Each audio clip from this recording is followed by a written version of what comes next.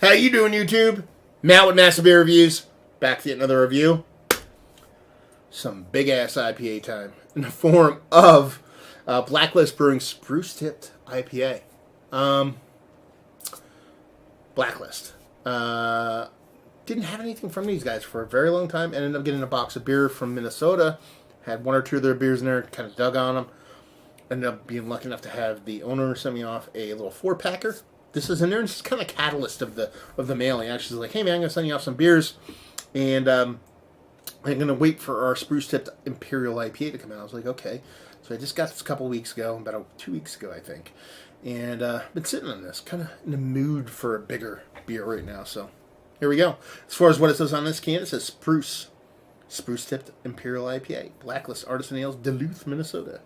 On top here it says, floats like a butterfly, smells like a tree. The aromatics will hit you before you even pick up the glass.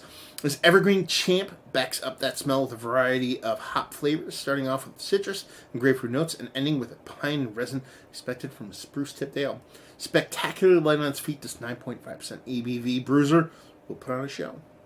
It says that they have this kind of like drink out of a tulip kind of thing down here, but then they have like how it comes off taste wise. And on here, I didn't read these on the other ones. It says it comes off very dry, pretty hoppy, not super fruity, not super floral, and semi light. So we'll see how that lands. Label wise, it's pretty cool. I love their logoing. I love their can design. It's a Spruce Tipped Imperial IPA, but yes, they have fly fishing flies in the background. I don't know why, but I like the coloration of it. It comes off kind of pine tree like, but not pine tree. Is that pine trees though? Am I imagining that? No, that is a fly fishing thing. At first I was like, wait, that could be just a spruce tip, but there's a big hook on there. So I don't know if you can see that big hook right there, but beer doesn't have to make sense, baby. Doesn't have to. Ooh, she be dark. Now, she be dark, but you're talking about a spruce tip. You're talking about pine here. So we're kind of expecting West Coast vibes, so a little bit of darkness isn't going to bother us all that much. She be clear. I mean, that is magnifying glass clear. You could read a paper through that sucker. Ever so slightest bit of carbonation to her. Pinky finger, just off white head. But she be dark. She's at a kind of, what's a typical color? Beer. That's like, kind of like, I don't know. It's like an actual tea. Like, have you made like a light kind of like tea kind of color to it? I wouldn't say it's like brown ale because that's a little bit more murky. You know what I mean? I wouldn't go kind of barley wine because that's a little bit more murky. Kind of like old school ale kind of color to her. So she looked a part of a big, huge Imperial IPA. Darker than what we typically expect, but that's not necessarily a bad thing. See if you get a nose on her. Little bit of like a kind of alcohol, subtle alcohol, not like a burn, but you get that kind of slight alcoholic kind of vapor to it. It's not like a heat though. It's really not much there. It's like a little evaporative alcohol, a little bit of sweetness. It's almost like that sweetness is like caramel, but a soft watered down caramel. And that's it. It's actually a very, very muted nose. There's really not much going down in there, which is kind of creepy because it's like almost 10%. So I'm just going to dive in, see what she's got. Cheers.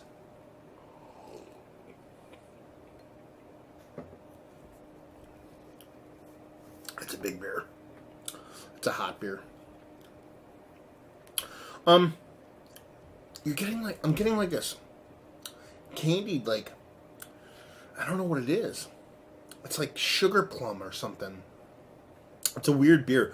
I'm getting those spruce tips in there. I'm definitely getting that kind of piney thing. Is it coming from spruce tips? I don't know. I think it's coming from hops, a lot of it.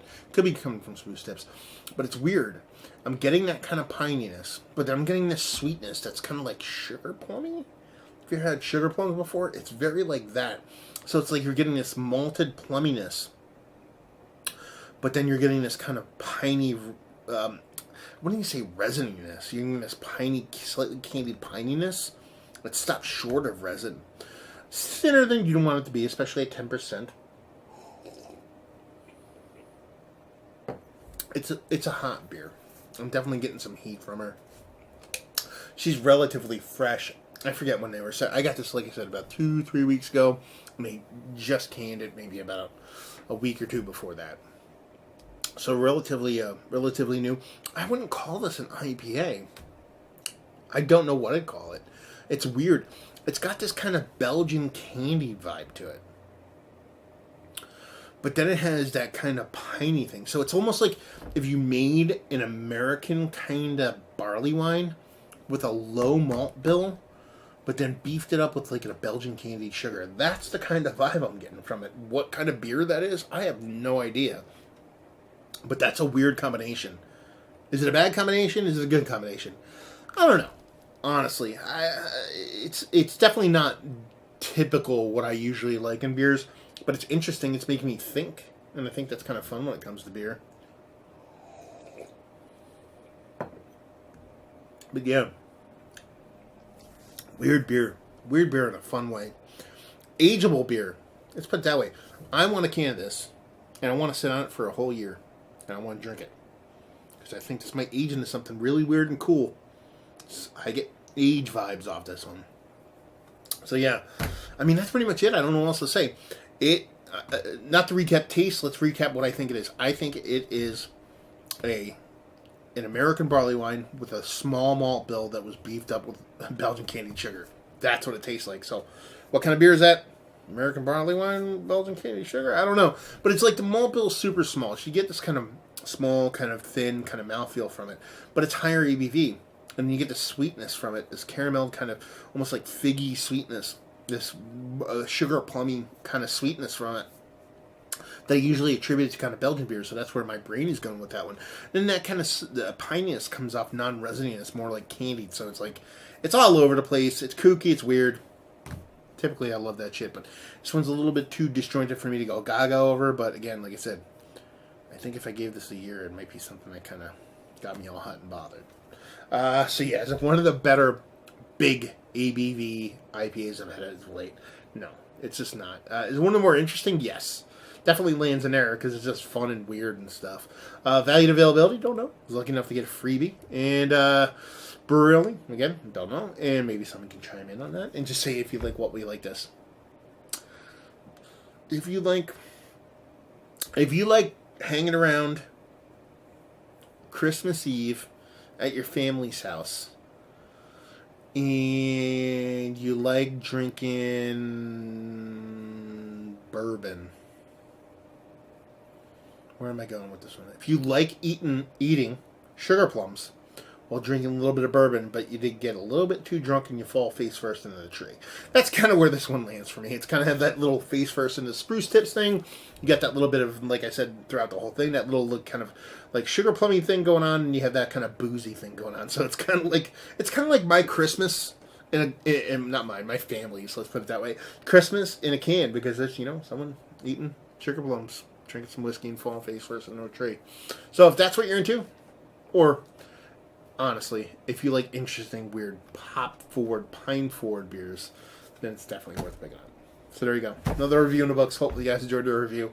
If you didn't, down there, words and stuff and things. Facebook, Twitter, Instagram, and Tapped Massive Beers. All four of those places if you want to check this duder out and somewhere else. And hopefully you guys enjoyed the review. Hopefully enjoying a nice Spruce tipped IPA right now. And hope to see you next time. Cheers.